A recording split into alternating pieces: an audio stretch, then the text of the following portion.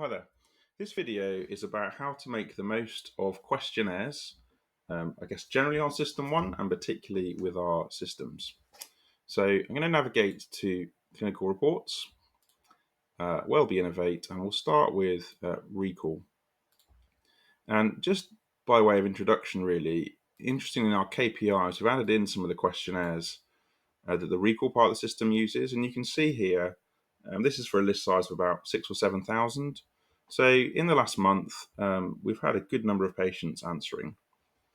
The big advantage with this is it's that shift left of shifting work from primary care to the patient to let them help us by answering questions about their health. You're probably familiar with the asthma control questionnaires. Lots of you are using that to do safe, effective asthma reviews without the need for the patient to come in. But we're also using others as well. And I want to take you through sort of the different ways and processes involved in using questionnaires. So if we come down to this section here, 1F, we've got a general questionnaire to send prior to general annual review invite. So if you look at the top here, we've got the next birth month to invite is September, and this is for sending the questionnaires. So these are patients we're probably not inviting yet. There's a chance we might be if they need monitoring right now.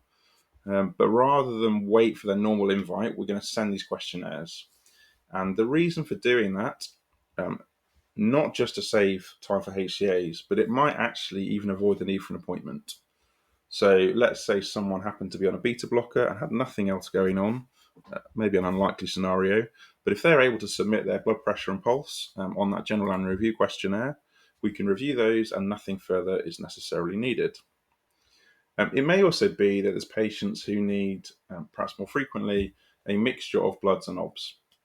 So I don't know, so they've got CKD, so ideally we're doing a blood pressure, we want a urine sample, we need some bloods, we want to give some lifestyle advice. But again, if they're actually able to tell us lots of that information before the appointment, then when it comes to booking, rather than booking, say, a 20-minute bloods and OBS appointment, we can potentially book just a 10-minute bloods. And that might be reflected in, say, the links that you're using here. So rather than sending more patients with this bloods and OBS, it might be only bloods. So this report here is really around patients who are in those kind of categories where it may be that we can either avoid the review appointment or reduce it. Same as all the rest of this stuff, it tells you what to do. I won't spend long on this because there's a separate video on how to do all of this. But we can go to the right folder, pre-invite, and we've put a bit of information in here that say we're going to be reviewing their long-term conditions and meds, and to please use the link below to answer some questions. Don't need to do anything else, just click send. If they've got kind of, no, I don't want to remove those.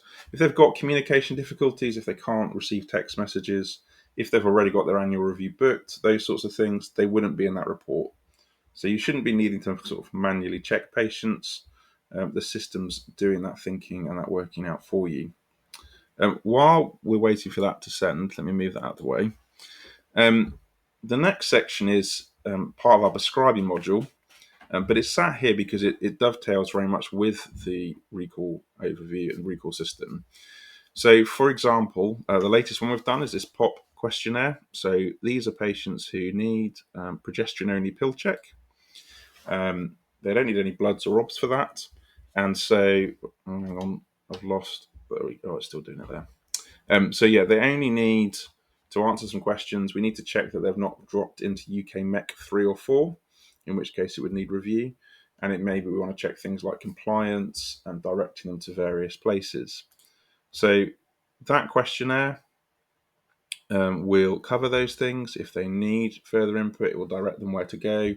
It may be to contact the practice, or it may often be actually other services that they need. If the outcomes from these questionnaires are such that further input is required, they would come into appropriate reports in the prescribing module. So, for example, here you've got some like epilepsy. If they're saying actually they are having fits, then it would say, right, we need to do a face-to-face review with them, or they're ones to manually review. I mentioned about the POP. So if they're in UK MEC 3 or 4, after having done the questionnaire, it would drop into there to review. So this section is the patients who are going to have invites soon. This one is patients who probably already are having invites, but haven't yet responded. So again, rather than wait for them to book in, it's worth doing these questionnaires because, again, it might prevent the need for an appointment altogether. So actually, if they complete the pill check questionnaire, that's all they've got going on, then that won't need a further invite or an appointment. It may well be that these are showing zeros for you. They will only show patients if you've got the prescribing module as part of your package, and also if you actually said you want to be doing these reviews. And that's why some of these are zeroed off on this particular practice. So that's for annual reviews. Next section is monitoring. Similarly, this section here is patients where they may not actually need to have an appointment. So there are a few medications where really it's just sort of obs that are needed and nothing else. So sending these, if the patient replies, again, it might remove the need for an appointment, or it may move them from kind of needing bloods and obs to bloods only, saving quite a lot of appointment time. Just to make you aware, at the moment, if patients are in here, it means they're also in one of these invite reports. We didn't really want to delay kind of high-risk drug monitoring invites or similar waiting on patients to respond to these. So it's up to you. You could send them at the same time. You could send them and then wait a day or two. And then if they have replied, that will be reflected in what links and things the system will be sending them. Finally, in section 3, these are for patients who have booked appointments following invites. It's looking at either, say, they've had a general invite for annual review or specific monitoring. Some of these aren't actually questionnaires. It's more messages like, please bring a urine sample, or if you've got a home BP machine, do some home BP readings, or you've got specific reports to add particular questionnaires. So there's a general one. Again, that will check if they've already done it. There are some that are more specific. So, for example, if we're doing a lipids, we might want to do a Q-risk off the back of that if they're not already on a statin. And so if we've not got any family history of CVD, this questionnaire will identify those patients so we can invite them to do that questionnaire before they have the appointment.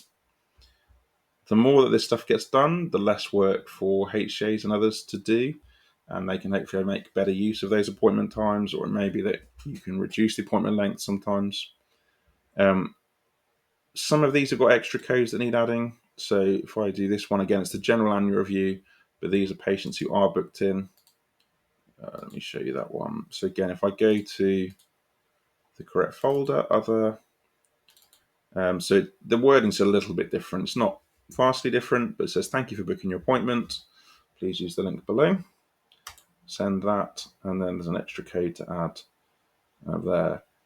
We are starting to add a few more codes into the system because where you only use one code, if a practice is already using that code for another reason, it makes it harder for the system to work out what's going on. By adding, say, 2 codes at the same time, we can be really precise and work out, there's definitely this particular questionnaire that's been sent. It would be wonderful if we could have codes like, general annual review questionnaire sent, but alas, such things don't exist. There's lots of useless codes like, spacecraft collision with another spacecraft, but not things like sending a questionnaire to the patient. Hey ho. Hope that helps. Would really recommend making use of them. When patients do answer, they'll come in as tasks. You can manually review them one by one if you want to look at their answers. What personally I'd recommend is bulk filing them, but other parts of our system can then deal with their actions.